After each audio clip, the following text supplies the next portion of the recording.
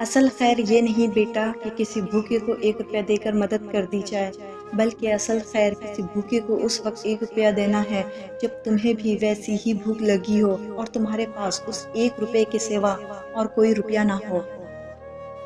دعا انسان اور اس کے پروردگار کے درمیان ایک خوبصورت رشتہ ہے جو ازل سے ابد تک رہے گا۔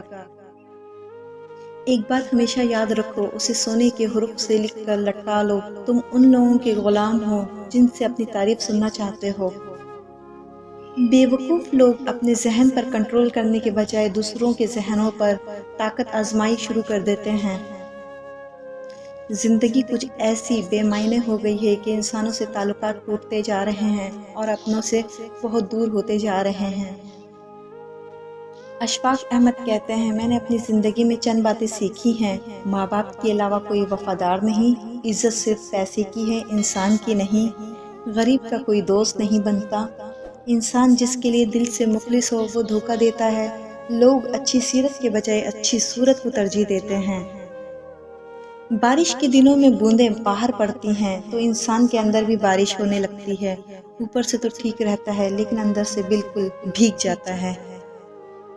ایسا بھی ہوتا ہے کہ خدا ہمیں پھولوں سے بھرا ٹوکرا عطا کرنے کے موڈ میں ہوتا ہے اور ہم صرف ایک پھول کی ضد لگا کر بیٹھے ہوتے ہیں۔ محبت کسی کے لیے اپنی جان قربان کرنا نہیں، کیونکہ جان تو اللہ کی امانت ہے۔ محبت تو کسی رضا اور خوشی کے لیے اپنی خوشی اور رضا قربان کرنے کا نام ہے۔ برداشت کے ساتھ حالات ضرور بدل جائیں گے، بس ذرا اندر ہی اندر مسکرانے کی ضرورت ہے۔ یہ ایک راز ہے جو اسکول، یونیورسٹیوں اور دیگر اداروں میں نہیں سکھایا جاتا۔ کہتے ہیں وقت کے ساتھ ساتھ 1000 زخم بھر جاتے ہیں، مگر سچ تو یہ ہے کہ ہم درد کے ساتھ جینا سیکھ جاتے ہیں۔ ضرورت سے زیادہ اچھے بنو گے تو ضرورت سے زیادہ استعمال کیے جاؤ گے۔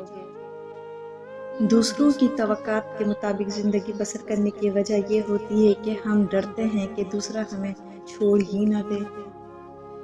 ایک دن ہم سب ایک دوسرے کو یہ سوچ کر کھو دیں گے کہ جب وہ یاد نہیں کرتا تو میں اسے کیوں یاد کروں۔ کتنا خوبصورت احساس ہے کہ ہم اللہ تعالیٰ سے اپنے دل کی بات کرتے ہیں اور وہ سب کچھ پہلے سے جانتا ہے، لیکن پھر بھی ہمیں سننا چاہتا ہے۔ اچھی بات تو سب کو اچھی لگتی ہے، لیکن جب تمہیں کسی کی بری بات بھی بری نہ لگے تو سمجھ لینا تمہیں اس سے محبت ہے۔ تنقید کرنے کے لیے علم کا ہونا ضروری ہے، جبکہ نکتہ چینی کے لیے جہالت کا ہونا کافی ہے۔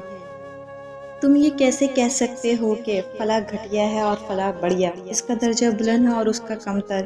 یہ بات انسان کے طے کرنے کی نہیں ہے۔ گناہ کیا ہے؟ گناہ اپنی پاکیزگی کے انکار کا نام ہے۔ اپنی پاکیزگی کے احساس سے بڑی اور کوئی نیکی نہیں۔ جب آنکھوں سے سجدے بہنے لگیں تو قبولیت کے سمندر میں ضرور ہلچل ہوتی ہے۔ جب تم کسی میں کوئی عیب دیکھو تو اسے اپنے اندر تلاش کرو، اگر اسے اپنے اندر پاؤ تو اسے نکال دو، یہ حقیقی تبلیغ ہے۔ اگر تم نیکی، پاکیزگی اور تقویٰ کے بغیر خدا کا نام لیتے ہو تو پھر خدا ایک نام ہی ہے، اس کے علاوہ کچھ نہیں۔ توبہ اتنی آسان چیز ہے اور یہ اللہ نے ہمیں عطا کر رکھی ہے، اور اللہ کے پاس واپس جانے کے لیے اور اس کے وجود سے وابستہ ہونے کے لیے ایک ہی ذریعہ ہے اور وہ توبہ ہے۔ جتنا ملے قبول کر لینا چاہیے، ہو سکتا ہے یہ بھی ہماری اوقات سے زیادہ ہو، ہم تو گناہگار بندے ہیں، اس کا فضل تو ہر وقت ہمارے عیب چھپاتا ہے۔